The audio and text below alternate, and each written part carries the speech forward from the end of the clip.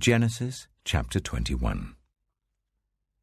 Now the Lord was gracious to Sarah, as he had said, and the Lord did for Sarah what he had promised. Sarah became pregnant and bore a son to Abraham in his old age, at the very time God had promised him.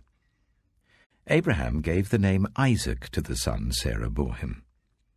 When his son, Isaac, was 8 days old, Abraham circumcised him as God commanded him. Abraham was 100 years old when his son Isaac was born to him. Sarah said, "God has brought me laughter, and everyone who hears about this will laugh with me."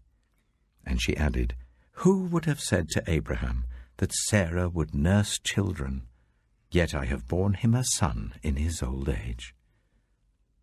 The child grew and was weaned, and on the day Isaac was weaned, Abraham held a great feast.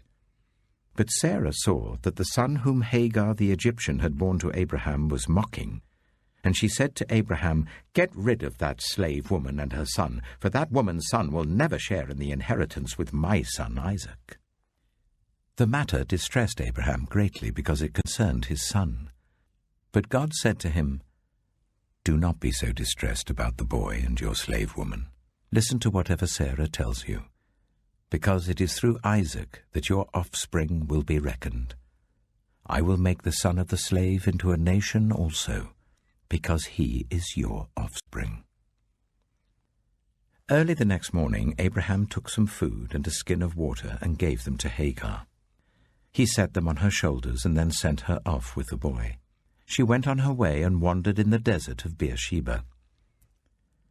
When the water in the skin was gone, she put the boy under one of the bushes.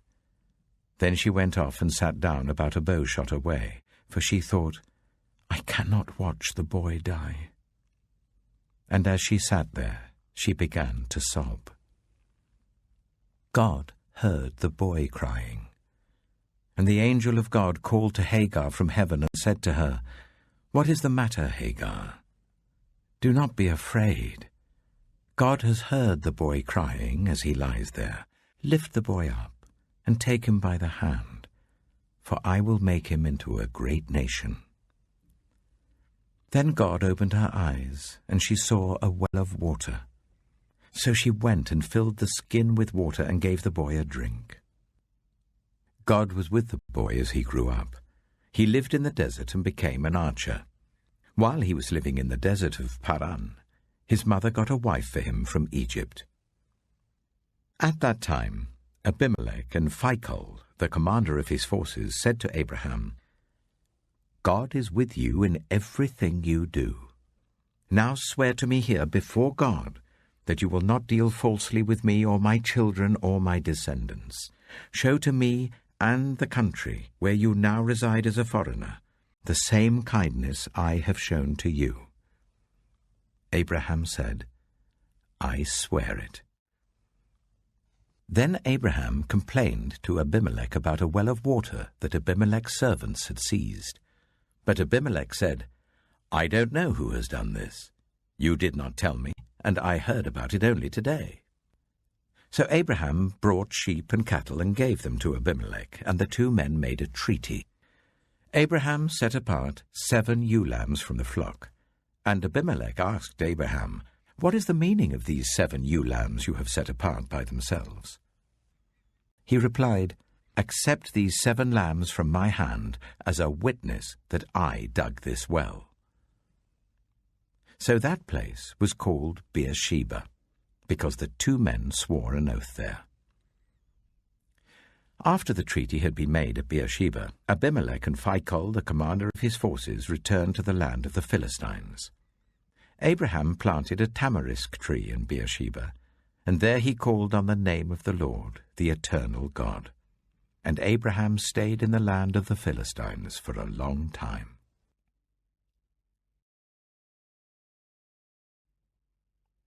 Genesis chapter 22. Sometime later, God tested Abraham. He said to him, "Abraham."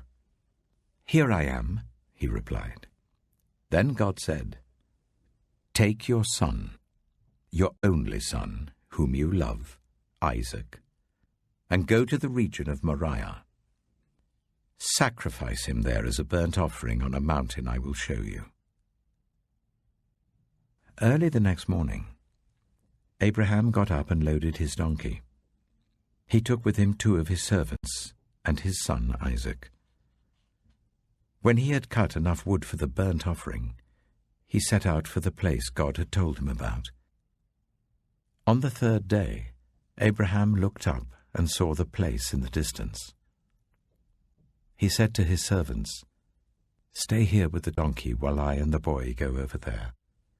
We will worship, and then we will come back to you." Abraham took the wood for the burnt offering and placed it on his son Isaac, and he himself carried the fire and the knife.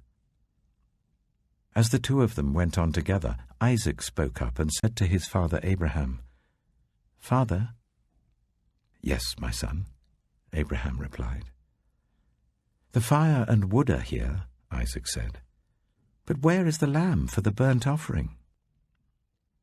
Abraham answered, "God himself will provide the lamb for the burnt offering, my son." And the 2 of them went on together. When they reached the place God had told him about, Abraham built an altar there and arranged the wood on it. He bound his son Isaac and laid him on the altar on top of the wood.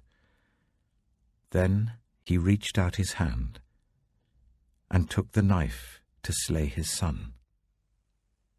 But the angel of the Lord called out to him from heaven, "Abraham! Abraham!" "Here I am," he replied. "Do not lay a hand on the boy," he said.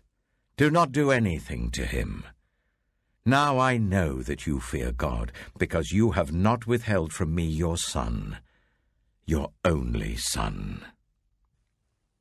Abraham looked up, and there in the thicket he saw a ram caught by its horns. He went over and took the ram and sacrificed it as a burnt offering instead of his son. So Abraham called that place, "The Lord will provide," and to this day it is said, "On the mountain of the Lord it will be provided." The angel of the Lord called to Abraham from heaven a second time and said, "I swear by myself, declares the Lord, that because you have done this and have not withheld your son, your only son, I will surely bless you and make your descendants as numerous as the stars in the sky and as the sand on the seashore.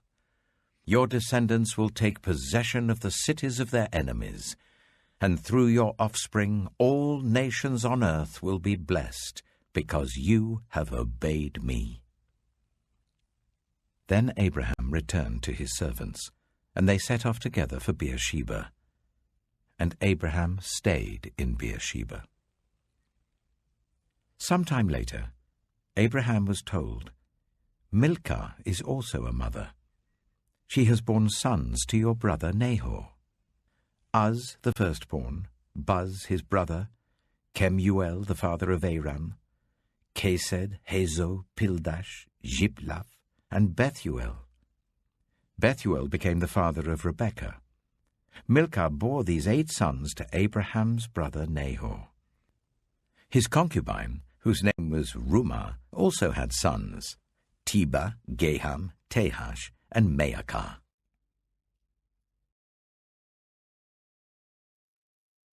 Matthew chapter 6.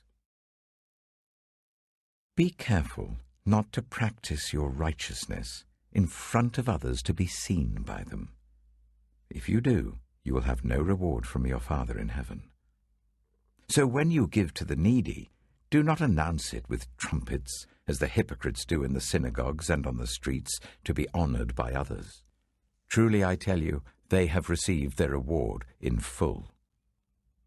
But when you give to the needy, do not let your left hand know what your right hand is doing, so that your giving may be in secret. Then your Father, who sees what is done in secret, will reward you. And when you pray, do not be like the hypocrites, for they love to pray standing in the synagogues and on the street corners, to be seen by others. Truly, I tell you, they have received their reward in full. But when you pray, go into your room, close the door, and pray to your Father who is unseen. Then your Father who sees what is done in secret will reward you. And when you pray, do not keep on babbling like pagans, for they think they will be heard because of their many words. Do not be like them, for your Father knows what you need before you ask him. This, then, is how you should pray. Our Father in heaven, hallowed be your name. Your kingdom come. Your will be done on earth as it is in heaven. Give us today our daily bread, and forgive us our debts as we also have forgiven our debtors. And lead us not into temptation, but deliver us from the evil one. For if you forgive other people when they sin against you, your heavenly Father will also forgive you. But if you do not forgive others their sins, your Father will not forgive your sins. When you fast, do not look somber as the hypocrites do, for they disfigure their faces to show others they are fasting. Truly, I tell you, they have received their reward in full. But when you fast, put oil on your head and wash your face, so that it will not be obvious to others that you're fasting, but only to your Father who is unseen.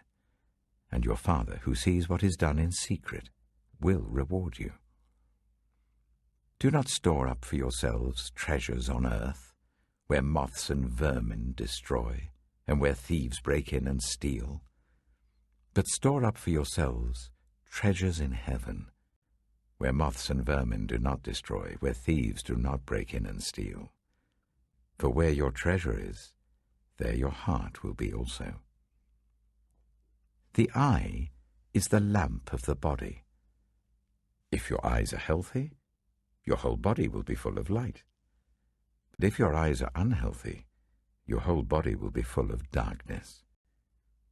If then the light within you is darkness, how great is that darkness? No one can serve two masters. Either you will hate the one and love the other, or you will be devoted to the one and despise the other. You cannot serve both God and money. Therefore, I tell you, do not worry about your life, what you will eat or drink, or about your body, what you will wear. Is not life more than food, and the body more than clothes? Look at the birds of the air. They do not sow or reap or store away in barns, and yet your heavenly Father feeds them.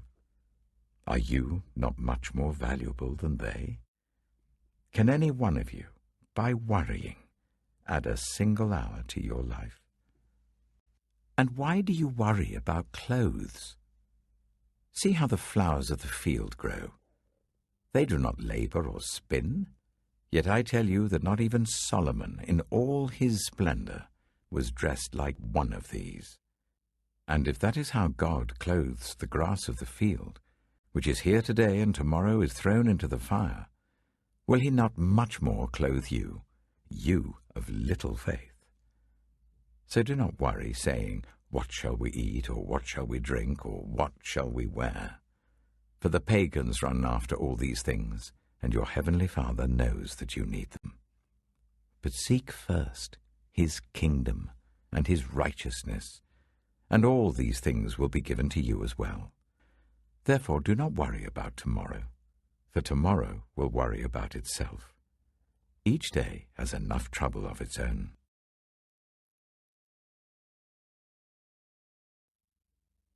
Psalm 9. I will give thanks to you, Lord, with all my heart. I will tell of all your wonderful deeds. I will be glad and rejoice in you. I will sing the praises of your name, O Most High.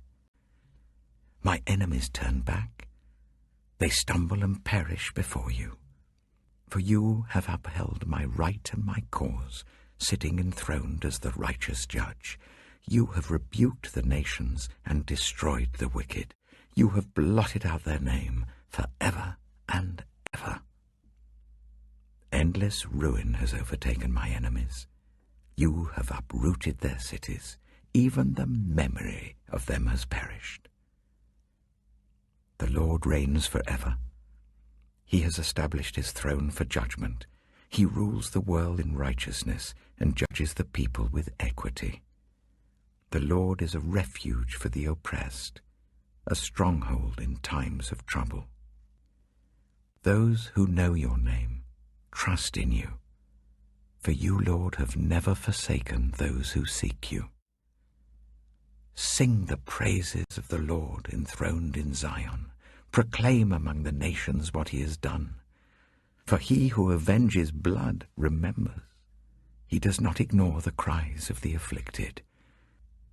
Lord, see how my enemies persecute me. Have mercy and lift me up from the gates of death, that I may declare your praises in the gates of daughter Zion, and there rejoice in your salvation. The nations have fallen into the pit they have dug. Their feet are caught in the net they have hidden. The Lord is known by his acts of justice. The wicked are ensnared by the work of their hands. The wicked go down to the realm of the dead, all the nations that forget God. But God will never forget the needy. The hope of the afflicted will never perish. Arise, Lord.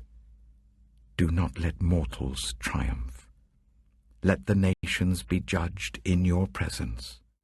Strike them with terror, Lord. Let the nations know they are only mortal.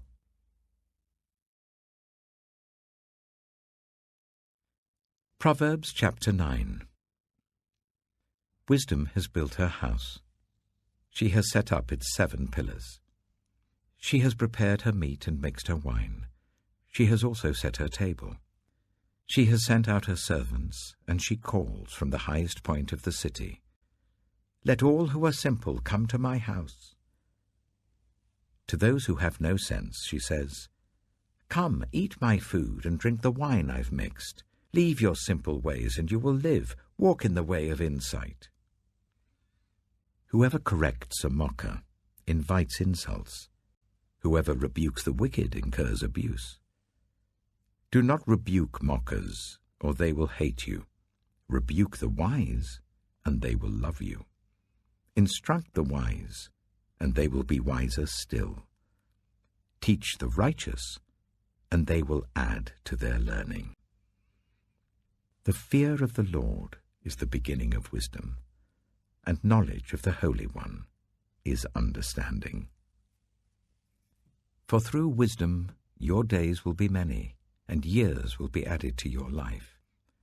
If you are wise, your wisdom will reward you. If you are a mocker, you alone will suffer. Folly is an unruly woman. She is simple and knows nothing. She sits at the door of her house, on a seat at the highest point of the city, calling out to those who pass by, who go straight on their way. Let all who are simple come to my house. To those who have no sense, she says, Stolen water is sweet. Food eaten in secret is delicious. But little do they know that the dead are there, that her guests are deep in the realm of the dead.